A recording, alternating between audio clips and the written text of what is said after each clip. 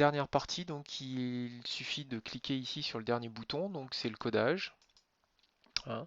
Le codage qui va, en fait, qui est le programme que l'on va injecter dans la machine, hein, que la machine va utiliser pour faire l'usinage de notre pièce. Alors vous voyez, il est relativement long ce programme, hein.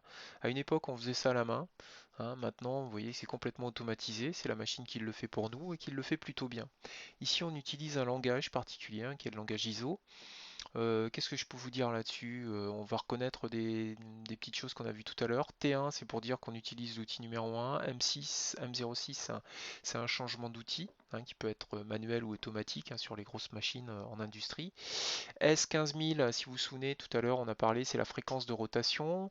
F600, c'est la vitesse d'avance. M03, je crois que c'est le sens de rotation si mes souvenirs sont encore bons dans ce domaine. G00, c'est un déplacement rapide et il va aller au point donc suivant, hein, qui a les coordonnées suivantes, X60 et Y32,9, etc., etc., etc. Donc vous voyez, il y a beaucoup de coordonnées, hein.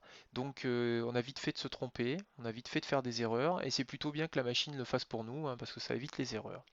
On va enregistrer donc ce fichier.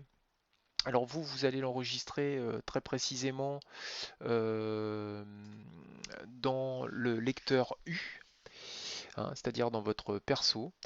Vous allez créer directement en racine un dossier qui s'appelle FICN, EFICN, hein, c'est tout. Vous rentrez dans ce dossier, hein, vous ouvrez ce dossier, et là vous allez donc rentrer le nom de votre fichier. Le nom de fichier, ça va être très très simple, mais à la fois compliqué parce qu'on ne peut pas aller au-delà de 8 caractères, hein. Le logiciel qu'on va utiliser derrière, c'est un très vieux logiciel, hein, qui ne permet pas de lire des noms de fichiers de plus de 8 caractères. Alors ce que je vous propose, c'est de mettre votre classe, hein, comme on a fait jusqu'à maintenant, donc par exemple 36, mettre votre groupe.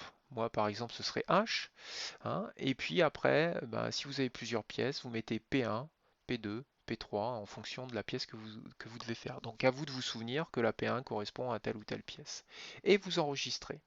Alors pourquoi aller l'enregistrer dans ce dossier-là, à cette place-là? Ben, parce que tout simplement, le logiciel qu'on va utiliser par la suite va venir chercher ce fichier-là exclusivement à cet endroit-là et pas ailleurs. Et vous n'aurez pas la possibilité d'aller ailleurs. Donc il ne faut pas se tromper ici, hein, parce que sinon, bah, par la suite, il va falloir refaire l'enregistrement. Voilà, bon courage et bon usinage. Hop. Quand on a fini, on valide bien entendu et on termine aussi par enregistrer, hein. Je ne l'ai peut-être pas dit tout au long des tutos, mais c'est vrai qu'il est bon d'enregistrer de temps en temps, hein, ça peut planter, vu que c'est un logiciel qui est très gourmand en ressources machines. Fin du tuto, on se retrouve devant la fraiseuse pour usiner votre pièce, hein, avec les consignes de sécurité, la mise en position, cette fois réelle de la pièce.